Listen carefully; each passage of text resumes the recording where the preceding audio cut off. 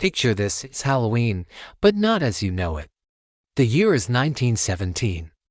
There are no kids in costumes, no candy, no spooky decorations.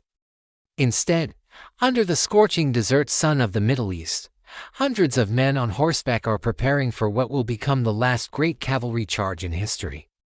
This is the story of the Battle of Beersheba, a desperate gamble that unfolded as Halloween night began. Welcome back to the channel. Today, we're journeying back to the First World War, but we're leaving the muddy trenches of the Western Front far behind. Our focus is the often overlooked Middle Eastern theater, a vast and unforgiving landscape of sand, rock, and relentless heat.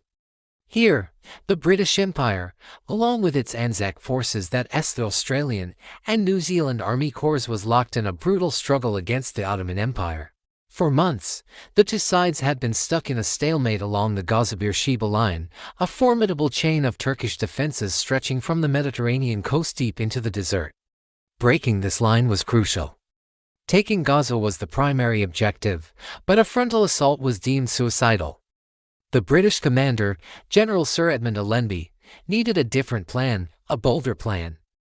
His eyes turned east, to the dusty, well-defended town of Beersheba. Beersheba was the anchor of the Ottoman line. Fortified with trenches, machine gun nests, and redoubts, it was a tough nut to crack. But it held something more valuable than any fortress in this arid land: water. The wells of Beersheba were the only significant water source for miles. For an army of thousands of men and their animals, capturing these wells wasn't just a strategic goal, it was a matter of survival. The plan was audacious: a wide, flanking maneuver through the desert to surprise the Ottoman defenders from the east and south, while other forces feinted an attack on Gaza to draw attention away. It was a massive logistical undertaking, requiring tens of thousands of soldiers to march silently through the night, across treacherous, waterless terrain. Among these soldiers were the men of the Australian light horse. Now, let's clear up a common misconception. Despite the name light horse, these weren't traditional cavalry. They were mounted infantry. Their horses were for transport, getting them quickly from point A to point B. Standard doctrine was to ride to the edge of the battle, dismount, and fight on foot like regular infantrymen.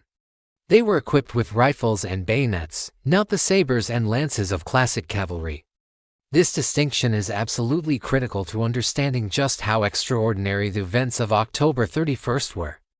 The day began with a massive artillery bombardment, followed by infantry assaults on the Turkish outposts surrounding Beersheba. The fighting was fierce and progress was slow. As the sun began to dip toward the horizon, casting long shadows across the sand, a sense of desperation crept into the British command. The town of Beersheba itself was still in Ottoman hands. More importantly, so were the wells. Time was running out. The horses hadn't been watered for over 24 hours, some for much longer. If the wells weren't captured by nightfall, the entire operation could fail. Even worse, the retreating Turks might have time to destroy them, which would be a catastrophe for Allenby's entire army. A conventional, dismounted attack on the town's main trench lines would be a slow, bloody affair, giving the defenders ample time to detonate the explosives they had undoubtedly placed in the wells. A new, radical idea was needed. And it came from Brigadier General William Grant, commander of the Australian 4th Light Horse Brigade.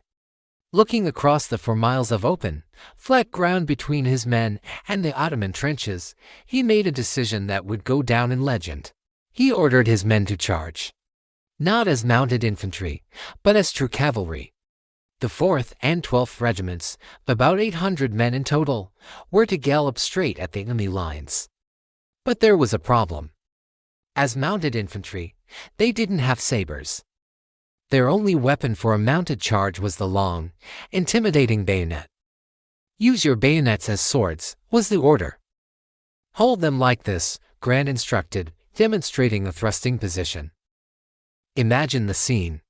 800 men, lining up in 3 waves, their horses restless and thirsty. In front of them, a plain swept by enemy machine guns and artillery. Their mission, to cross for miles of open ground, leap over multiple lines of trenches, and seize the town before it was too late. It was a throwback to a bygone era of warfare, a medieval tactic thrown against the industrial machinery of death that defined World War I.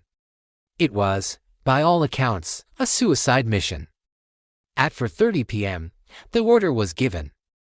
The charge began. At first, the Ottoman defenders were confused.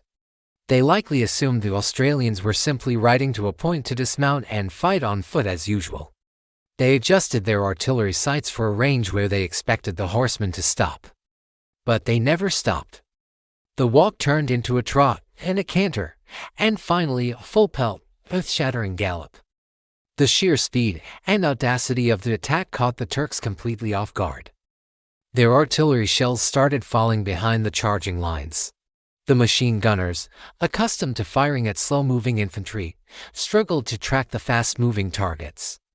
The dust cloud kicked up by thousands of hooves obscured the riders, making them even harder to hit. The Australian horsemen thundered across the desert, a terrifying, unstoppable wave of man and beast.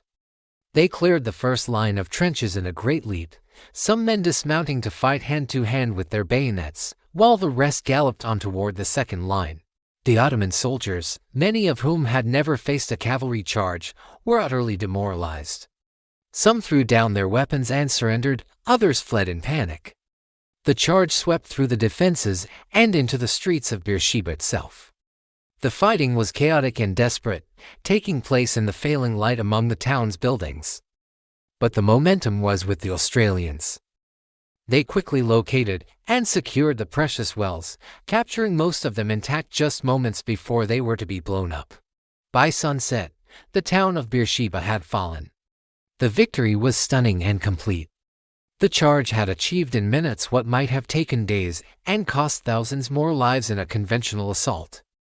More than 1,000 Ottoman soldiers were taken prisoner, and the vital water wells were secured.